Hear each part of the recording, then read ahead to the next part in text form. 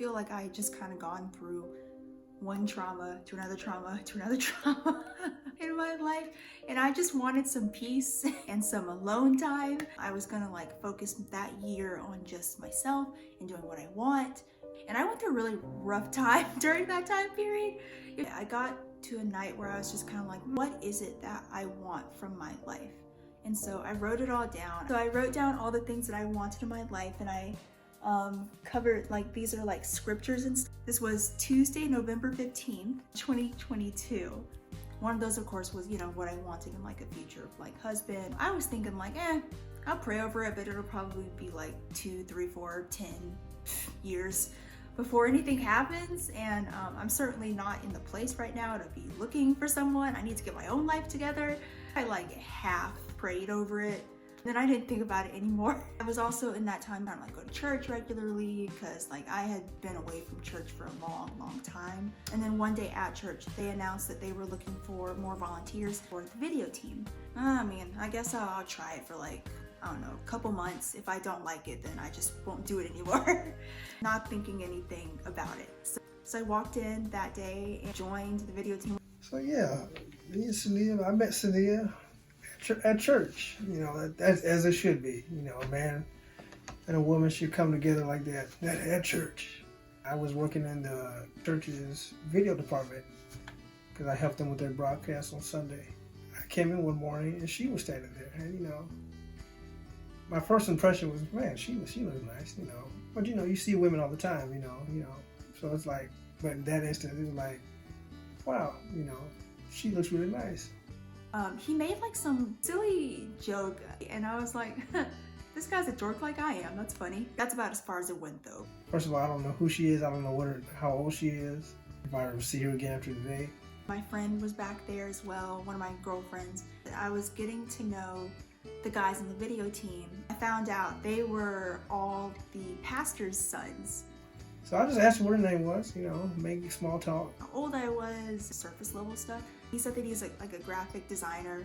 You know, it's funny, when she told me her name was Cynea, I imagined it being spelled with the S. S-O-N-I-A or something like that, like Sonia or Cynea. So I didn't realize it spelled the C at first.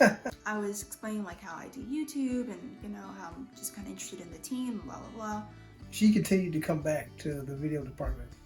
I knew I liked her from the get-go. I just started with small talk. He just kept asking questions like, did he ask me if I prayed in tongues? Who are you? Like, why do you keep asking me all these questions? Like, you're creeping me out. You're coming on like way too strong, dude. I don't even know you. Like, I don't even know your middle name. And see, at that point, I reached a place where I was ready to get together with somebody. I was looking for someone to be with like that. That was interesting. So I put her on the list. I began to consider her for that. I tried to make it like really obvious that like I wasn't interested in talking to him. I was just waiting to see her again on Sunday, see how often she would be in there. You know, have small talk with her and gauge what her manner of conversation was. You know, how did she respond to things? You know, what type of subject matter she talked about. Just to get an emotional feel, what her energy was, to put it that way. I don't even know who he is. So, you know, as I continued to talk to her, I liked her energy. It didn't take but a couple of Sundays for me to reach a point where I knew I wanted to at least try to be with her. But so I was waiting for opportunities for that to happen. I thought that was the end of it. I remember one Sunday we were just making small talk, and she had her phone out, and I just asked her, hey, can I have your phone number? And so she gave me her phone number. He asked for my number, and I was just like, fine, just take my freaking phone number, like just to like get him off my back. From there, we started texting. Facebook messages me first. But I was trying really hard to show him like, I'm not interested, please leave me alone. But he kept texting me and I would ignore him. I was like, dude, can you not read the signs? See, the funny thing is I almost scared her away because I took it slow from my perspective. You know, that's where people differ from her perspective. I was still coming on too fast in some ways. So we reached a point where, you know, she got alarmed by how fast I was coming on, and she closed the conversation in the nicest way you can imagine. She said, my phone battery was technically dying. My phone battery's dying, I gotta go. Bye. And that was the end of that conversation. I was out with one of my girlfriends, and he texted me trying to let him off nicely. And I was like, oh, I'm with my friend. And he's like, oh, okay. Does she like you the way that I like you? I didn't know what to say. So I was like, sorry, my phone's dying, gotta go, bye. So it was like she was tired of what I was saying, but rather than just saying leave me alone, she just said, hey, my phone battery's gotta go, bye-bye. And that was the end of that conversation. This is getting to be too much. You know, I'm a gentleman, so when something like that happens, I don't get emotional or respond in an antagonistic type of way. I just try to reanalyze, like, oh, okay, I did something faster than she liked. So what I did was I apologized for coming on that quick. And I told her that I don't want her to feel like she would have to expect some sort of awkward energy when she comes to church, because I would be there, you know, as the guy who was trying to get to her, and she was saying no to. So I apologized for making her feel uncomfortable, and I told her that, you know, I wanted to have a fresh start, and then I would be on my best behavior. And you know, she accepted my apology. You know, we started from scratch, and I just fell back. You know, I didn't text her a lot or anything. I just was just like, oh well, I tried. That was the thing for me. It's like I put myself out there. I tried, and it went wrong. But I tried. I was at peace. For a guy, that's the big thing, you know. So I just laid back, and I didn't text her or anything. I just, you know, hey, that's what happened.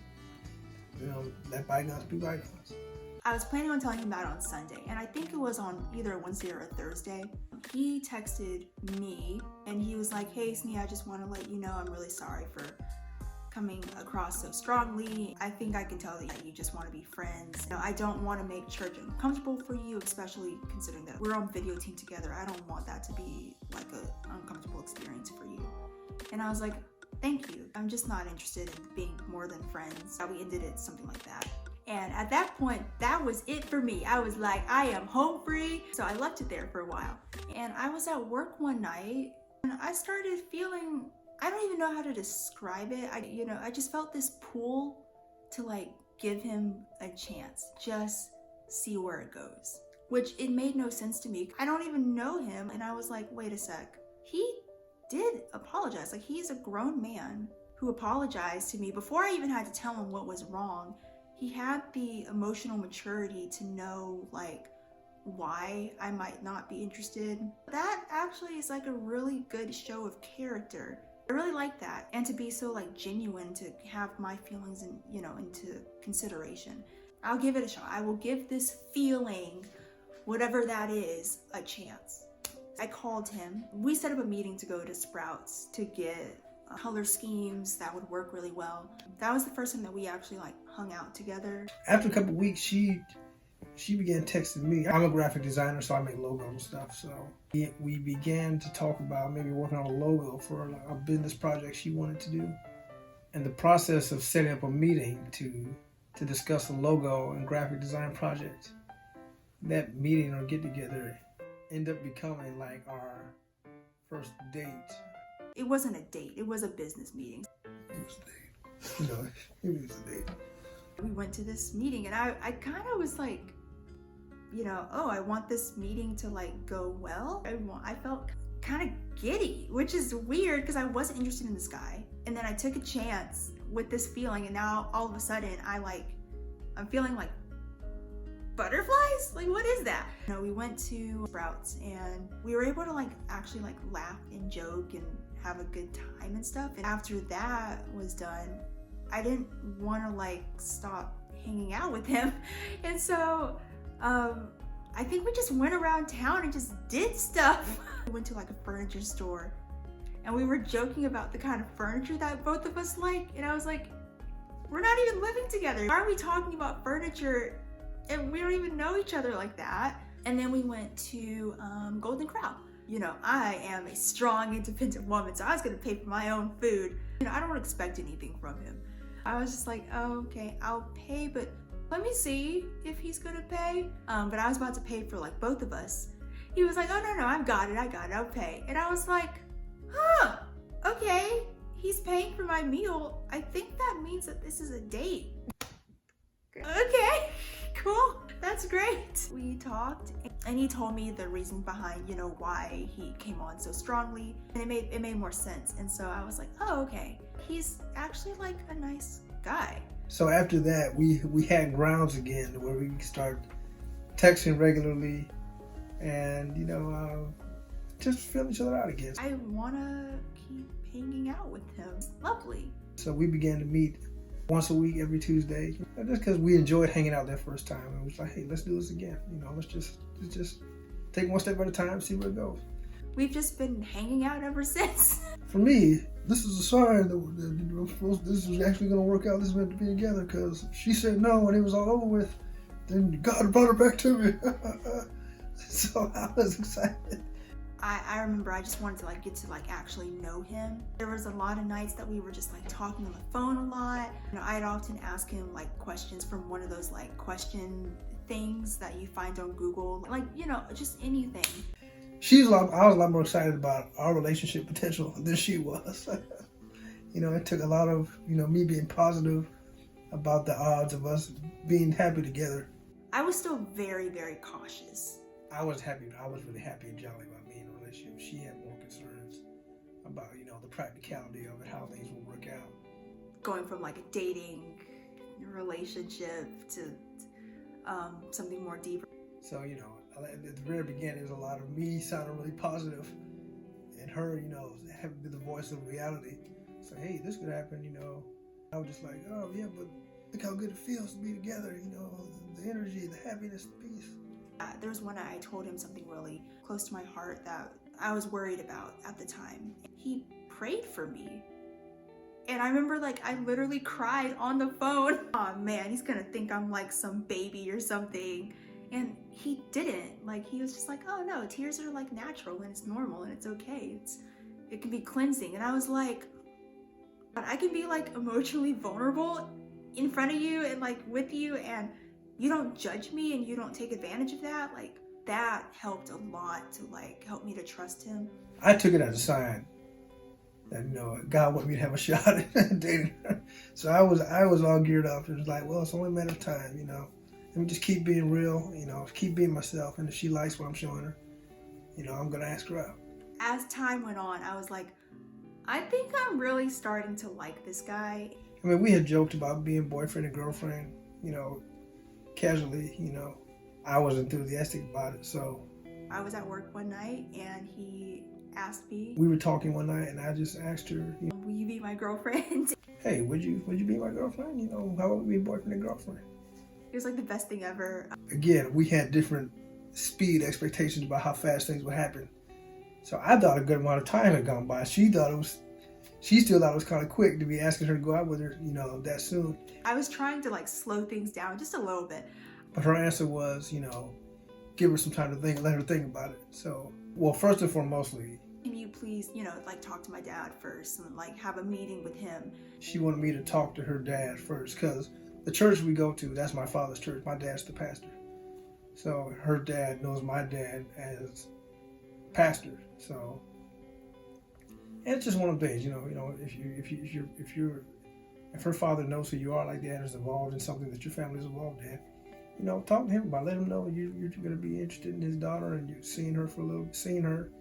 And so I'm thinking that they're going to set down a day when they're going to sit down and talk to each other. No. So I called her dad, and he calls my dad that same night. He was just like, hey, I know who you are from Cynea Church, and as long as y'all are happy together, then I'm cool. So I was happy about that. I was happy about that. It's yes, her dad approves. Kel is so ready to start this relationship thing. It's yeah, I'm in. I told her I talked to her dad, and that he approved. He has that talk, and then he's it went well. He said yes. I'm very, very cautious when it comes to really, truly giving parts of my heart away. She wrote me a poem. She was basically saying that she didn't know what was going to come in the future, but she was willing to try and see what would happen. And that was when she accepted my invitation to go out with. So that's how we started dating. And I was so happy to have a girlfriend. I kissed her right there on the spot. We're boyfriend and girlfriend, but I don't want to get too caught up in the emotion of it. And yes, we're really happy together, but it's the butterfly stage. Let me just still kind of get to know you, because the first 3 months and the first 4 months, I just don't really know how that's all going to play out, especially considering that, you are the pastor's son and I just get to know you. During that time, We celebrated our first Valentine's Day, like double dating. And then for my birthday, we went to Savannah. And I think it was maybe like a month after that, we finally went like official, like on social media and stuff like that. Yeah, it was just a really, really lovely time. And so far it's been good still. I feel like our relationship has been, how we came together was just, it was funny at best, you know.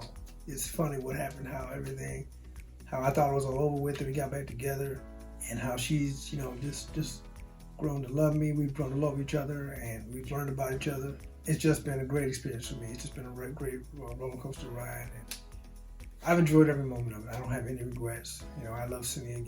We spent a year together at this point, and I'm looking forward to many, many more years together. So that's our story. Hope you enjoy it. That is the story of how we met. So we will be sure to see y'all all throughout the month of February. Oh, what? Yeah. Okay. So you're gonna see us all throughout February. Just a lot of like relationship stuff, and happy Black History Month, and happy Love Month, and happy to Black People in Love Month. So right, all that. Yeah. PLK. How they do it like the Bloods? They're not Bloods. We're not even wearing blood colors. We're wearing Crip colors. I know, right? We're not Crips. We're not gang members. Only coincidence. Just getting off your point. Trust me, our relationship's not gang related in any No. way. We don't have any tattoos or anything like that. No. It's not Crip, it's Christ. That's what the C means. Christ. We're Christ Crips. We have to film this again. We're Christ Crips. We're Christ Crips. That's right. That's pretty bad. That's pretty bad. That's pretty bad. It's done. Okay. We'll see y'all next week. Bye. Christian Crips. Oh no. Oh, that's awful.